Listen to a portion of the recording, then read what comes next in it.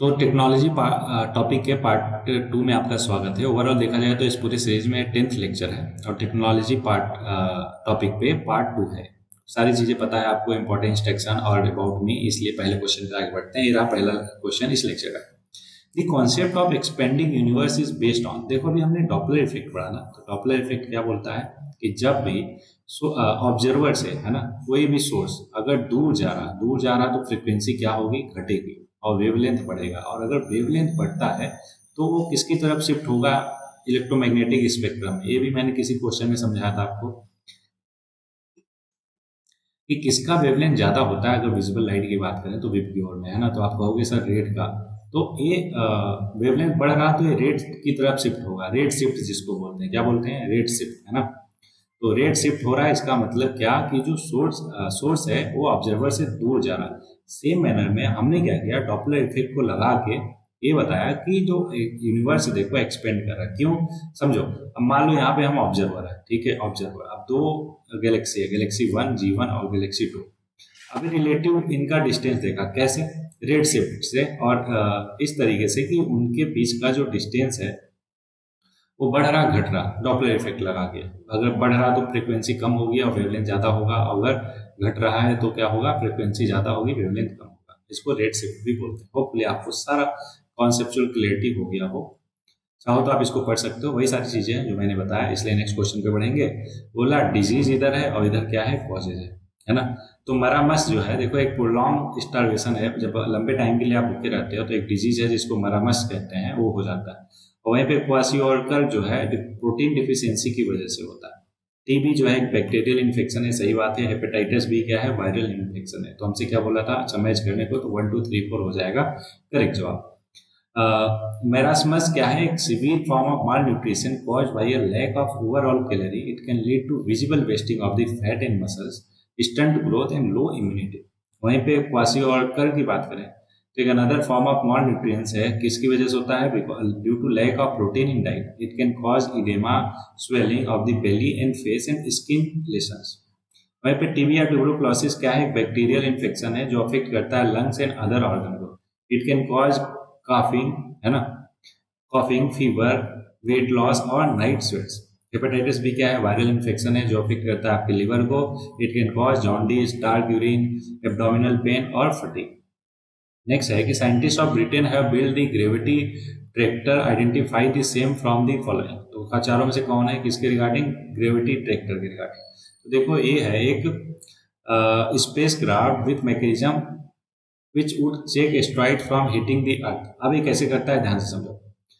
क्या है, theoretical spacecraft design to deflect potentially hazardous asteroid from away from the earth without physically touching them. ये ऐसा कैसे करता है, ग्रेविटेशनल फील्ड को यूज करता है ट्रांसमिट करने के लिए necessary impulse to alter the asteroid's path.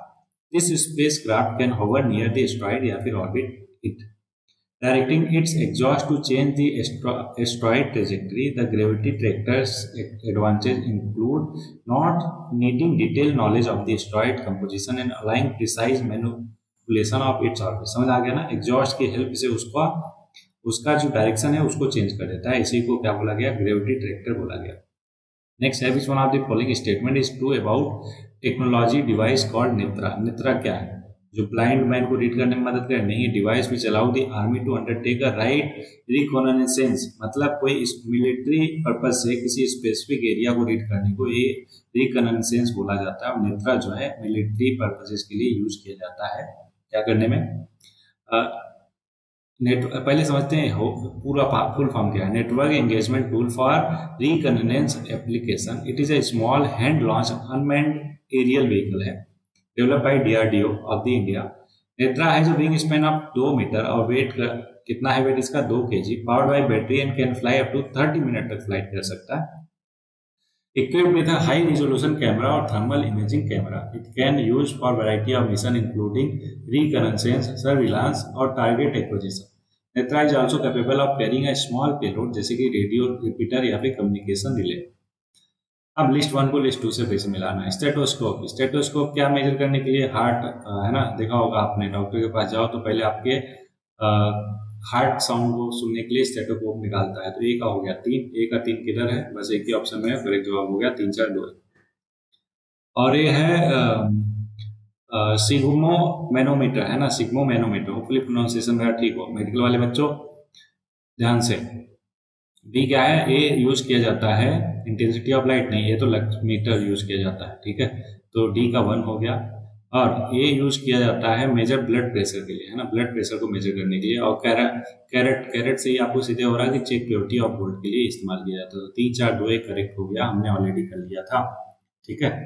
तो वो सारा कुछ है, किसके लिए इस्तेमाल किया जाता है आपको ध्यान में रखना है ना, और कुछ ज्यादा तो है नहीं इसमें। मैग्नेटिक रेजोनेंस इमेजिंग जो है वो किस फिनोमेना पे बेस्ड है? तो करेक्ट जवाब है न्यूक्लियर मैग्नेटिक रेजोनेंस पे बेस्ड है। ऐसा क्यों समझते हैं? एक मेडिकल टेक्निक है, ये यूज करता है strong magnetic field and radio wave create करने के लिए detail image of the internal structure of the body. ये तो हो गया एमआरआई के बारे में। ये बेस्ड है फिनोमिना ऑफ एनएमआर, जो कि है nuclear magnetic resonance.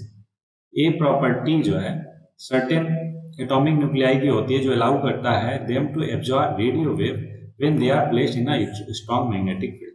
The amount of radio wave absorb depend करता है टाइप ऑफ न्यूक्लियस और strength of the magnetic field. MRI scan के दौरान क्या होता है कि patient lies on a table that is placed inside a large donut shaped machine. देखा होगा आपने काफी बार वेब सीरीज मूवी वगैरह में। मशीन प्रोड्यूस करता है एक strong magnetic field that align with the hydrogen atom in the patient's body. Radio wave are then transmitted through the patient's body. The hydrogen atom absorb करता है radio wave को और उसके बाद इमिट करता है उन्हें back in different direction. Computer use करता है radio wave emitted by the hydrogen atom create करने के लिए image of the patient's internal structure. फिर MRI scan can be use to image any part of the body, but they are particularly useful for imaging soft tissue जैसे कि brain, spinal cord या फिर muscles के लिए। Next question है कि the device by which data are transferred by the telephone with the help of a binary signal. बहुत ही पुराना है ना, है कोई दिक्कत नहीं, जानते रहो, ये मॉडर्न है, ठीक है। ये सारा कुछ पता ही है, बच्चों वाले क्वेश्चन है होपफुली। अभी बहुत पुराना है इसलिए उतना फोकस नहीं कर रहे हैं। What is the geostatic position? Geo का मतलब आपको पता है, जियो का मतलब अर्थ, स्टैटिक का मतलब रुका हुआ। तो कोई भी सैटेलाइट जो अर्थ के रिस्पेक्ट में ऐसा लगे कि वो वहीं पे है, उसको क्या बोलेंगे? जियो स्टैटिक पोजीशन बोलेंगे। When object move around the earth with the velocity commensurate with the velocity of the earth such that it maintains fixed position in the relation to some place on the earth। बिल्कुल सही है, option C हो जाएगा, है ना। एकदम आसान आसान क्वेश्चन है, क्यों? क्योंकि बहुत पुराना है और अभी आप 25 में चल रहे हो, 2005 का क्वेश्चन सॉल्व कर रहे हो, तो अब ऐसे जल्दी करना चाहिए, क्यों? क्योंकि ये सारी चीजें बहुत आसान है। अब खैरा, अनीमिया, गोइटर और स्कर्वी, इनके बारे में ये सारी चीजें हैं। तो देखो, गोइटर सबको पता है आयरन डिफिशियंसी से होता है। अनीमिया की बात करें तो आयरन डिफिशियंसी से, इस पे हमारी सरकार बहुत ज्यादा जोर भी डाल दी। इसका भी विटामिन सी की कमी से होता है। बचा क्या? खैरा, जिसको जो जिंक की डिफिशियंसी की वजह से होता है, ठीक है। अब खैरा क्या है? एक disease of rice caused by the zinc deficiency. Zinc क्या है? एक माइक्रोन्यूट्रिएंट्स है that is essential for plant growth and development. खैरा disease is characterised by the yellowing of leaves followed by the dusty brown patches and necrosis। बाकी के बारे में आप जानते हो एनीमिया के बारे में, कि कंडीशन है जहां पे there are not enough healthy red blood cells या फिर haemoglobin to carry oxygen to the body tissue. Haemoglobin क्या है? एक प्रोटीन है दैट कंटेन्स आयरन और give blood its red colour. Anaemia can be caused by various factor जैसे कि iron deficiency, vitamin B12 deficiency, blood loss या फिर chronic disease.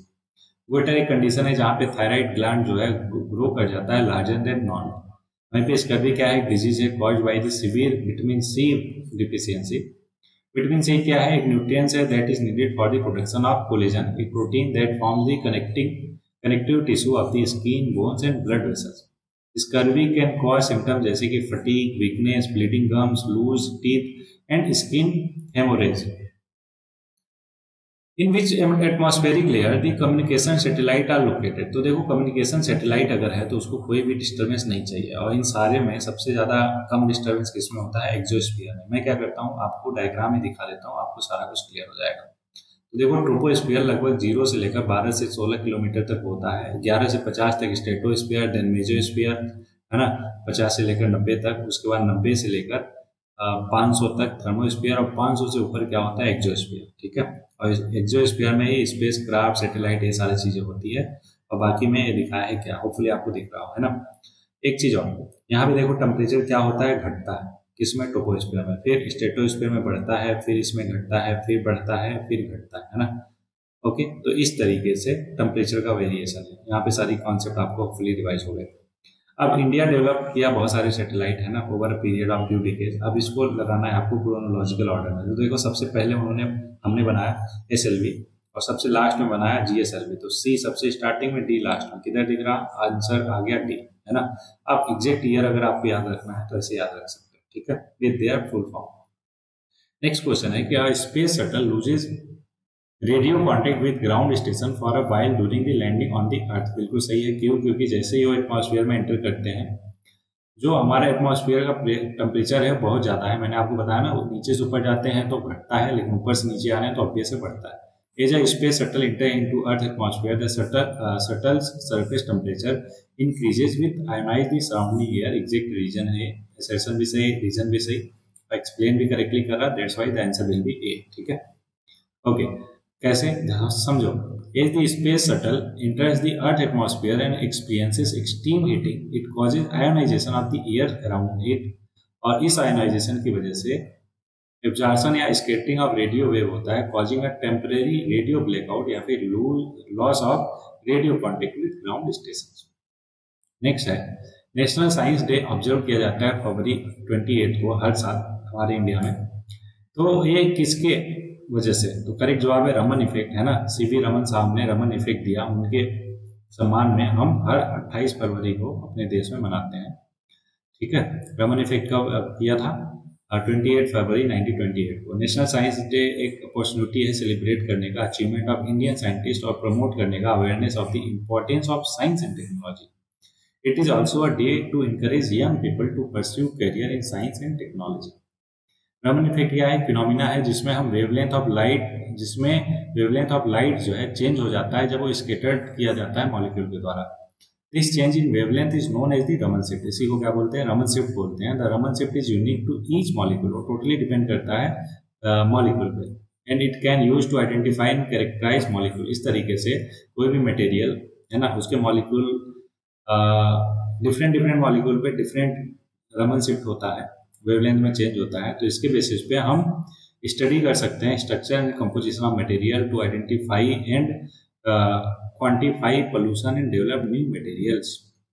Next है कि following effects of genetic engineering, consider the following effects of genetic engineering of the above that have been tried with a certain amount of success. मतलब success मिली है। Disease resistance, है ना, हमने कर लिया जेनेटिक इंजीनियरिंग से। ग्रोथ प्रमोशन भी कर लिया, एनिमल क्लोनिंग भी कर लिया, बट ह्यूमन क्लोनिंग नहीं किया। क्यों? क्योंकि देखो इसमें बहुत सारे रिपोर्टेशन है, एथिकल कंसर्न भी है ना, कि अगर ह्यूमन क्लोनिंग स्टार्ट कर दो तो बहुत ज़्यादा एथिकल कंसर्न आ जाएगा। पहला, दूसरा, तीसरा करेक्ट है, तो इसका जवाब हो जाएगा, माफ कीजिएगा, 1 2 3, ठीक है। ओके, पहला, दूसरा, तीसरा सबको पता है कि कर लिया हमने। चौथा क्यों नहीं कर पाए? देखो, human cloning has not yet been successfully achieve. There are ethical concerns about the human cloning and it is also technically challenges। Genetic disorder category की बात करें, है ना, तो जान लेते हैं सिंगल जीन डिसऑर्डर है अगर, तो मतलब इसका ये हुआ कि disorder caused by defects in the one particular gene often with simple and predictable inheritance pattern. वहीं पे एग्जांपल इसका है क्या है? Huntington's disease, cystic fibrosis, sickle cell anaemia और फेनिलकेटोनुरिया। होपफुली प्रोनाउंसिएशन मेरा ठीक हो, ठीक है। तो क्रोमोसोम डिसऑर्डर है, मल्टीफैक्टोरियल डिसऑर्डर है, तो उसकी वजह से उसका डिस्क्रिप्शन है, उसकी वजह से जो बीमारी होती है वो है, एक बार आपको क्या करना है? रीड आउट करना है। नेक्स्ट है कि लिस्ट 1 को लिस्ट 2 से मैच करना है, ठीक है। सरोगेसी आपको पता है क्या? वूम रेटिंग, है ना, से होता है कि हाँ, अगर तो एक पेरेंट्स को बच्चे नहीं हो रहे हैं तो क्या कर सकते हैं? वूम को रेंट कर सकते हैं सरोगेसी के माध्यम से। तो ये है सरोगेसी। और कोई मूवी भी ऐसा कुछ आया था, याद हो तो आप बताओ। तो सी का दूसरा होगा। सी का दूसरा किसमें दिख रहा है? केवल एक ही ऑप्शन दिख रहा है, करेक्ट जवाब हो जाएगा 4 1 2 3। तो एंथ्रेक्स क्या है? अ टॉक्सिन यूज इन बायोवेयर्स में है। और थैलासेमिया क्या है? Disease due to defective genes की वजह से होता है। और ट्रांसजेनिक्स क्या है? सबको पता है, साइंस ऑफ अल्टरिंग जीनोम्स है, इसको ट्रांसजेनिक्स बोलते हैं। तो ये 3 हो गया, 4 1 2 3, ये विल बी द करेक्ट जवाब, ठीक है। अब किसी के बारे में डिटेल में जानना है तो आप यहाँ पे पढ़ सकते हो, है ना। जितना इंपॉर्टेंट चीज था वो मैंने होपफुली आपको बता दिया। नेक्स्ट है कि एक electronic diode using a semiconductor nano particle material synthesised by micro organism has been recently fabricated by the Indian scientist for the first time, having utility in device miniaturisation the organism use, क्या है वो organism, actual में वो है east. क्या है? East. बहुत ही पुराना है, बस आप जानते रहो कि इंडियन साइंटिस्ट ने फैब्रिकेट किया था first electronic diode using a semiconductor nano particle material synthesised by a micro organism. और वो ऑर्गेनिज्म यूज क्या किया गया था? ईस्ट। वो अजीब सा उसका नाम है, आप प्रोनाउंसिएट कर सकते हो तो बिल्कुल कीजिए, ठीक है। उस टाइम की बात है, बहुत पुराना हो गया, इसलिए डिटेल में नहीं जा रहे। होपफुली आपको सारे क्वेश्चन अच्छे से क्लियर हुए। तो इस लेक्चर में बस इतने ही क्वेश्चन थे, तो फिलहाल के लिए इतना ही। लेकिन लास्ट में 2 लाइन रहती है, तो आज के लिए वो लाइन्स हैं, क्या है कि the harder you work for something the greater you will feel when you achieve it. बहुत बार ऐसा होता है कि जिस चीज़ को अचीव करने के लिए आप जितनी ज़्यादा मेहनत करते हो ना, उसके मिलने पर आप उतना ज़्यादा सेटिस्फाई फील करते हो। कभी करके देखो, है ना। फॉर एग्जांपल कोई स्पोर्ट खेल रहे हो आप, है ना, उसमें बहुत ज़्यादा एफर्ट लगाया आपने, तो जब आपको रिजल्ट मिलता है, तो जब आप जीतते हो तो कितना ज़्यादा खुश होते हो कि अरे वाह, है ना, मज़ा ही आ गया। तो इसलिए इतना हार्ड वर्क कीजिए कि कल को जब अचीव करो आप अपने गोल को, अपने टारगेट को, तो मज़ा ही आ जाए, है ना। तो इन्हीं शब्दों के साथ हार्ड वर्क करते रहिए, पढ़ते रहिए और आगे बढ़ते रहिए।